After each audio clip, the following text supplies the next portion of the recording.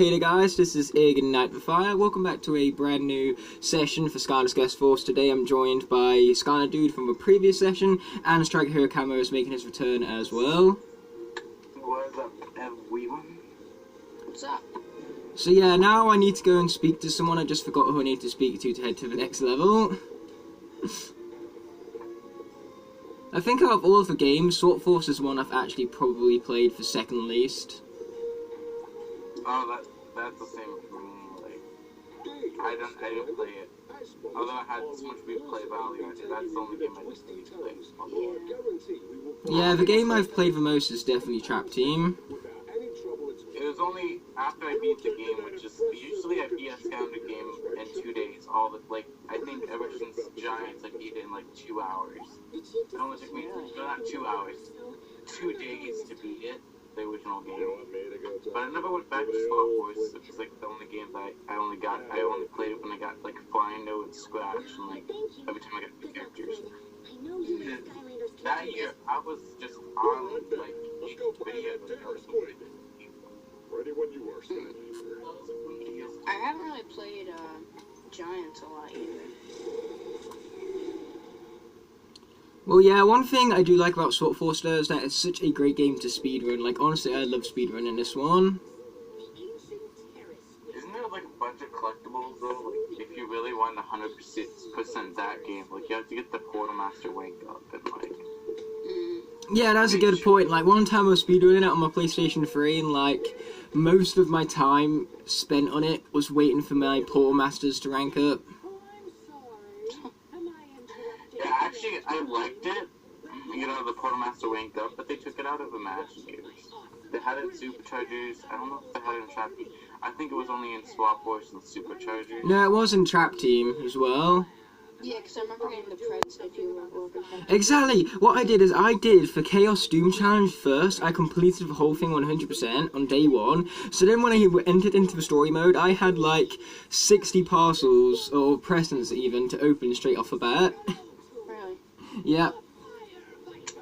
Because I love the Chaos Doom Challenge. I think it's the best piece of post-game content this game franchise has ever had. It was definitely fun. Yeah, I really want, out of all the modes, I want Chaos Doom Challenge to return the most. And can you imagine if you had it like online play, and it was like infinite waves, so it was how long can you survive with all your friends and stuff? That would be great. Yeah, that's why I like Trap Team. It actually felt like a separate game. That's why I liked it, because of course you got story, but like that was such a big mode that I thought they put like a lot of thought into it. So like I loved it. Best way to upgrade your characters and everything. Yeah. And not to mention, it's also made a great series of mine, Sabotage. I love that series.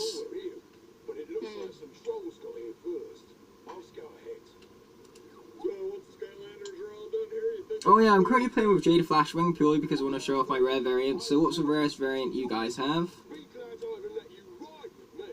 Are we counting chase variants? Yeah, sure, we can count chase variants. Alright, I'm gonna brag a little bit and say Patina Burn Cycle. Which you got for 50 cents. Yep. Just to make it even better.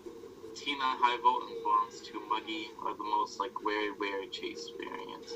But I do have like Blue Bash and Wedge Such Wish and like metallic Gilgaunt. But nobody counts those anymore as being like rare, I feel like.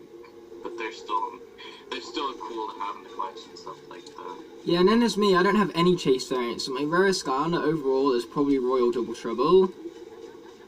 Yeah, he's still actually rare though, isn't he like 50 or 60 bucks on Amazon? I'm not sure. I paid 20 quid for mine, but that was because I paid 10 quid shipping. Some in-game variants, I feel like Polar Whirlwind, for example, and like Granite Crusher are definitely one of the most rarest though. I got my Polar Whirlwind for £2. Really? Yep.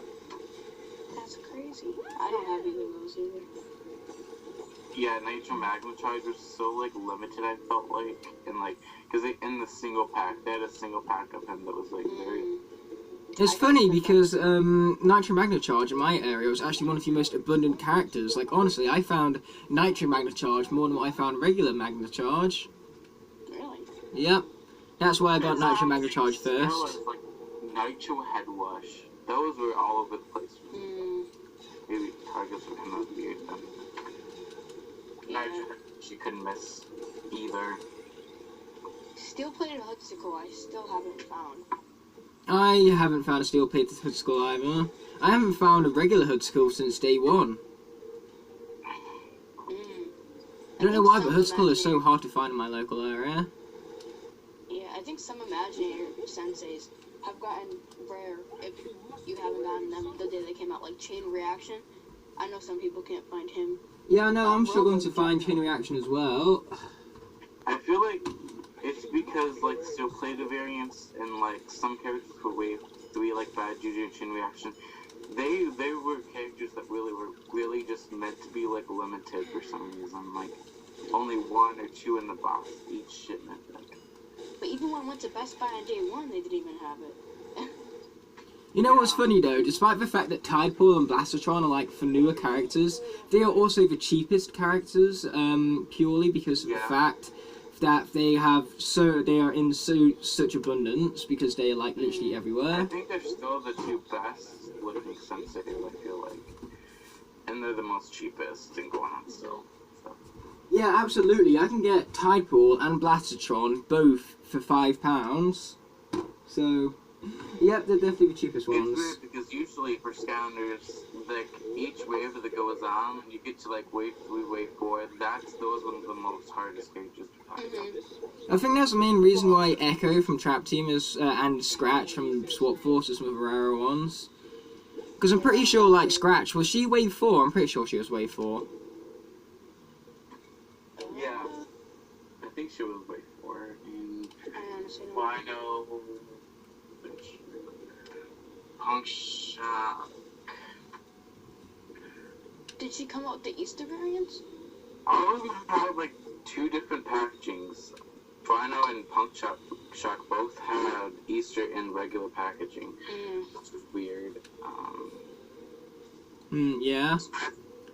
I got lucky with Scratch because my parents got me her for Christmas of that year that she came out, and they completely didn't even know that they got me a rare Skylander. Just like, yeah, they bought me a random Skylander, and it turns out that they got me the rarest one on the shelf at the time. Good call, guys, good call. They had the choice to either get me Scratch, or I'm trying to think of what the other one was. It was either Scratch or Series 2 Pop Fizz. I'm glad they chose Scratch, because now I have both of them. Because put it like this, if they didn't get me Scratch then, I still wouldn't have Scratch now, because I haven't seen a Scratch since then. I don't have Scratch, so... Good for you. The best thing about Scratch is its soul gem ability. Scratch's soul gem ability is just like the best soul gem out there.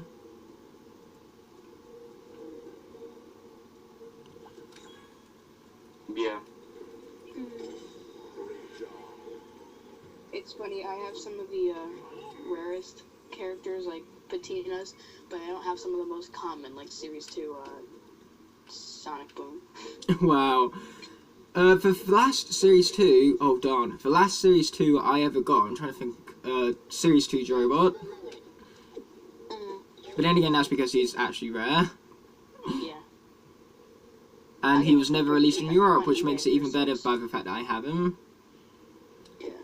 Oh, I actually got Series 2 Drobot before Jap did, so yes, I got something before Jap, yay. And Giants, that was Giants' hardest to find for me. And Bash, Series 2 Bash. Series 2 Bash was really easy to get in Europe. Really? Yeah, I ran into no end of Series 2 Bashes in Europe. I found mine premium at GameStop, luckily. Right. I know someone who got Series 2 Bash, then they returned it back to the store because it was damaged, and they never saw a Series 2 Bash again. Wasn't Lycor Hex hard to find? I think Lycor Hex was hard to find because in Europe she was exclusive to a pre-order bonus for Skylanders Swap Force. To Tesco. So not only was she exclusive to a pre-order, but exclusive to a pre-order of a certain store. Yeah, I know, she's like all over the place for $1. Yeah, that's true. I broke my Lycor Hex, but then I got a replacement for 50 pence, so it's all good. Yeah, She was like the most hardest to find, I think. No, I was just joking. Like, actually, she was like the only Skylander that you couldn't miss because she was everywhere at Toys R Us. Like, there was like a Well, whole not before Swap Force. Like during Giants, she was actually pretty hard. Well, Giant, she was hard. But once they just overrode Rock Toys her. and like Trap Team, Superchargers, they couldn't get rid of their leg weapon Yeah. until now, when sadly Toys R Us. Yeah, it was funny. One time I went to a pre-owned store, and they had the Skylanders Swap Force starter pack. They had Wash Pokemon Blast Zone, but the third character was Light Core Hex. So clearly, the person accidentally traded in the pre-order bonus Skylander rather than the actual Skylander from the starter pack. So it was a different, like, Swap Force starter pack. Would have been interesting to see Hex in a starter pack, though. I feel like she's a starter pack type, like, character. I feel like if they do make another game, I think I forgot to mention it. This is one of my own like live streams or something like that. But like, I think it's definitely everyone thinks this. There needs to be like a light core, like not light core, a light or a dark element in the starter pack for the next game.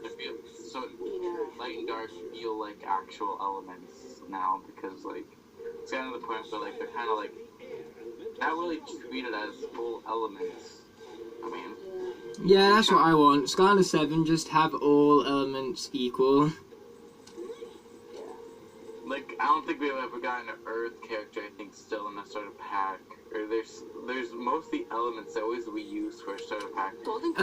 Yeah, I was about to say, the first console non-dark starter pack character was Golden Queen.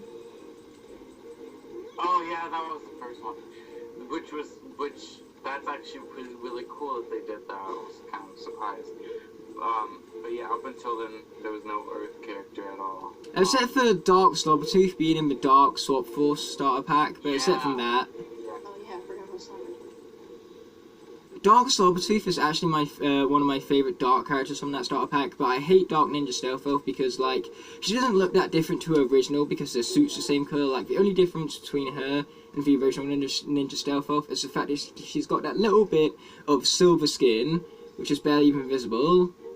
It's weird because they came out with another Dark Stealth Elf, which that's kind of weird having two of the same character be like a legendary like Jetvac and then like two darks next to each other like Stealth Elf. It just isn't as special as when we got the first editions, but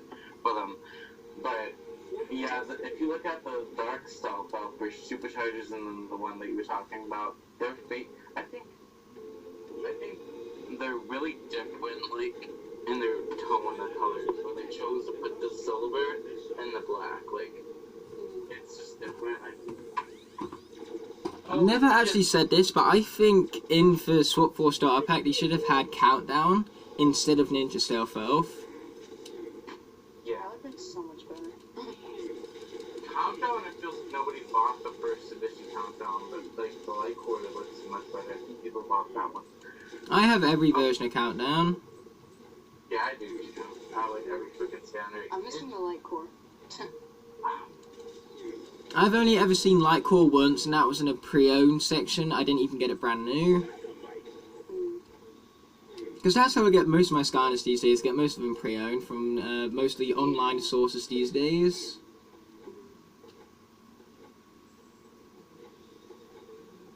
Oddly enough, the cheapest Sensei, I say Tidepole and Battletron were the cheapest Senseis, but they're the cheapest Senseis to get new. Like, the cheapest pre-owned Sensei, for some reason, is Pit Boss. I don't know why he's the cheapest pre-owned Sensei. He just is. I got the most expensive is Chonky Mage. I feel like the most cheapest character, like Sensei, should have been just the Wolfgang, because like his colors, just in general, like doesn't look like Wolfgang. Like I really wish they put, I don't know, like a shade on him or whatever. There's only one Skylander on CEX that is under 10 pence. Do you want to guess what it is? Snapshot or Fight. Series 1 Gilgren. Oh, really? Yep, he's the only one on the CX website that's under 10 pence. Like, even Snapshot, he's 50 pence.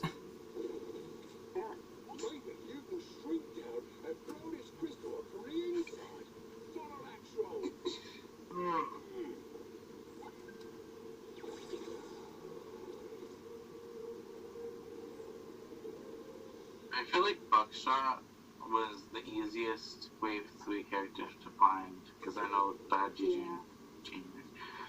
Yeah, I can agree with that. Buckshot and Flarewolf were the easiest ones to find for me from that wave. Yeah, for some reason that was just the wave this year that was, well, last year, or 2016. When Wave 3 first came out, I couldn't find Chain Reaction anywhere. Chain Reaction was not released in my local area as part of Wave 3 for some reason. We got the other Wave 3 characters just fine, but no Chain Reaction. And I was sad because that was the one character from that wave that I really wanted as well. Good thing I actually went to Toys R Us and like right when they got their boxes in. I remember it was kind of like weird how we kind of knew they were gonna be released like whatever day they came out. I think it was like in December, whatever. Like I think it was like December 15th or something. But we like just knew that they were coming out that day. So it was like at Toys R Us. I was like, I'm always the one at my Toys R Us who's like, guys, get the freaking boxes out. Like, come on, like. I think it was actually a little bit after Christmas. They have so many Skylanders to put out that they don't really put them out like way when the house to get them. And Yeah, it's a shame that we can't do things like that anymore though, now that like Toys R Us is completely closed down. Which is kind of sad because like I was kind of close to the people that work there, like at my Toys R Us. Yeah, no, so many jobs are going to be lost, it's really sad. Yeah. Like if they had a weird character, that's how I got Blonde's Tomb Buggy because I called and then there was a guy who was nice enough to hold it for me because he wasn't into Skylanders, but he was familiar with the franchise and he knew it was going to be rare and he knew how big of a fan I was of Skylanders, so he kind of like set it aside for me until I got there, which like, you know. Nice. I think Sorry, go ahead. I was just gonna say, I think the day that I think my Toys R Us would be closing down, I think I'm gonna post Bond's Tomb again on my Instagram. Not to like brag about it, I don't wanna like brag about it, but like it just has like a memory. Definitely that Toys R Us. But jeez.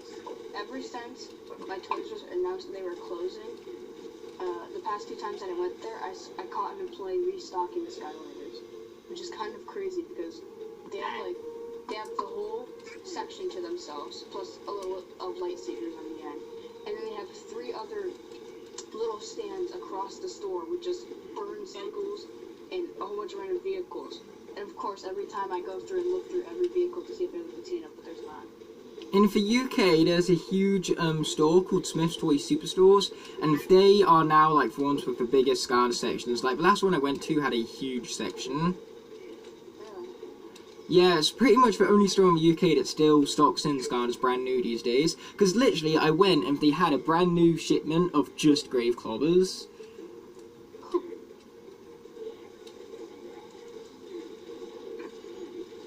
I'm gonna say, probably the worst store for Skylanders in America, or at least for me, is Walmart.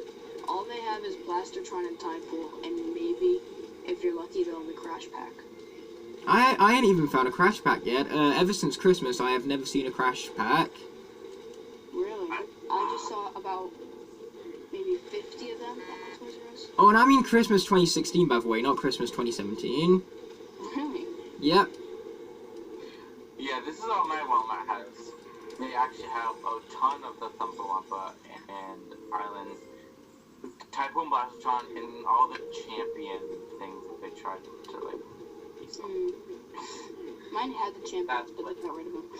At the moment, the Skylander I'm after the most is Spotlight, because the thing is that I want to do so many videos, but I can't do these videos until I get Spotlight, so that's currently at the top of my list at the moment. The thing is that Spotlight is so expensive, it's annoying. Jeez. I don't have Spotlight or Blackout. I should have got Spotlight when I have a chance, because the thing was that I could have either chosen between Spotlight or Echo. I chose Echo, but at the end of the day I can't really regret that, because Echo is kind of rare at this point as well. Echo was actually, I think, the most rare. Don't feel that bad. I had a choice between Echo, Trailblazer, and I think a few mini packs. It might have been Breeze and Pet Pack, and then the Tree Rex and Whisper Elf. Please tell me you chose the Breeze pack. I chose Baspin. Oh. Hi-Fi was still my favorite, I think, from the whole kind of flavor, whatever. Okay, my free-to-lay. So my favorite name is High Five. My favorite design is Flipwreck, and my favorite character is Batspin. Yeah. Like, all of them are so good. Yeah. I think it's the same for me, too. I got Flipwreck, but I'm missing High Five, and I have Batspin. Trap Team, like, was the last game that we had really core characters, new quest core characters, and all of them were amazing. Like, everyone kind of bashed on Flipwreck when people actually started finding him in story and, like, looking at his paint job, but, like, who cares about that? Like, he was such a good character, and, like, I think he still has a good figure. It's just, like, I don't know, most of them had, like, a derby face or something that people were kind of pointing out. But, like, so did Blaywolf. Like, we thought he was going to look a little bit better in person, but he's... I almost put on Kaboom right there, but then I realized, oh wait, I'm playing on Swap Force, I can't play as Kaboom. Oh,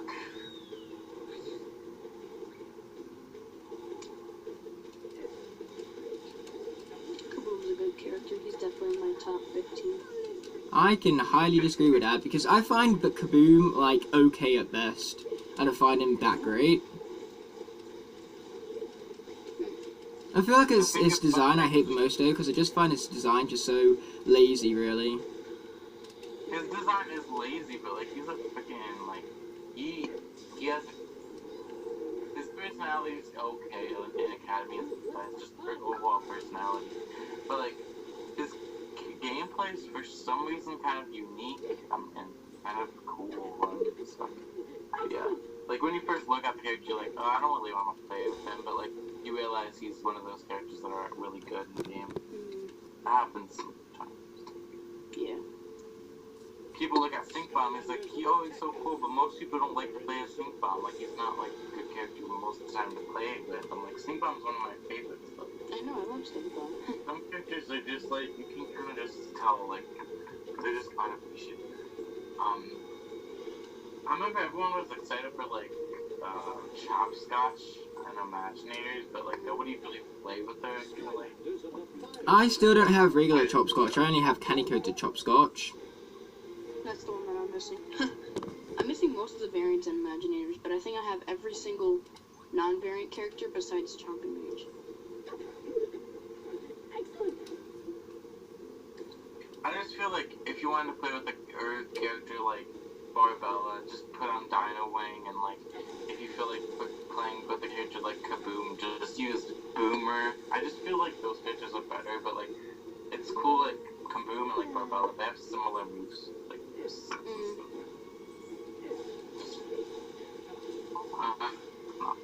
just there's so many characters.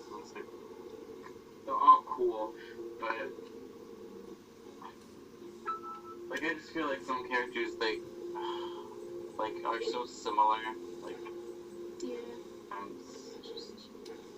Actually, that raises a good point, so, who do you think is the most original, like, sensei in terms of moveset in Imaginators? Chain Reaction, definitely. Like, that's why I like Chain Reaction. Yeah. Just sold out so freaking... Yeah, I find Chain Reaction to be really original as well. Like, I love his design, though. His design is easily the best thing about him. I would say Wolfgang, but actually I think almost every single one of his moves, because bow and arrow, he does that sliding thing like Zap. Yeah. And a bunch of characters have turrets, like Spock and stuff. Yeah. Go away, notifications, you're annoying me. I was gonna say Pitfalls, but his snake reminds me of Firecracker's thing. Oh, yeah, right, yeah, I see what you mean, yeah. Airstrike, maybe. I find Airstrike really original as well. Airstrike is one of my favourites. And I mean it, notifications, go away! Because the thing is that they're going to appear on the screen, so I need to keep scrubbing them away. Ooh, maybe Mysticat? Mr. Cat makes clones, and I'm trying to think of other characters that makes clones. Deja Vu. Yeah, I was about to say that as well, a bit like Deja Vu. I forgot about clones. If it was a game... Oh, shoot. If there was a game that has so many like characters that has like those it has to reimaginators because, like you said, that Juju, Pinata, there's so many moves. So yeah, that was nothing. But yeah. I think Barbella has some pretty original moves.